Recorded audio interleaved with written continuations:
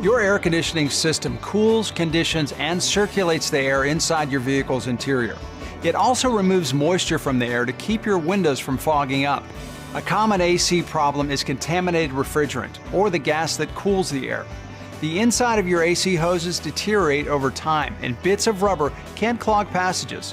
This makes the system less efficient and could overwork other AC components. Leaks can develop at seals and gaskets, which reduces the amount of refrigerant, causing the system to work harder to compensate. Dirty components can also have the same effect. If your air conditioning system isn't making cool air like it used to, there is a problem. It may be as simple as adding more of the right kind of refrigerant. Your AC requires special compressor oil, which circulates through the system along with the refrigerant to lubricate and protect expensive components and keep seals and gaskets from drying out. If refrigerant is leaked out, so has the compressor oil.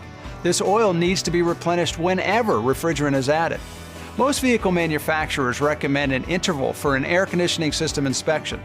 The inspection uncovers leaks, worn hoses, and evaluates the condition of the other system components. Environmental laws in some areas require leaks to be repaired before refrigerant can be added. Also, some parts need to be replaced at the same time in order to maintain their warranty, because a new part can still be damaged by an old part that works with it.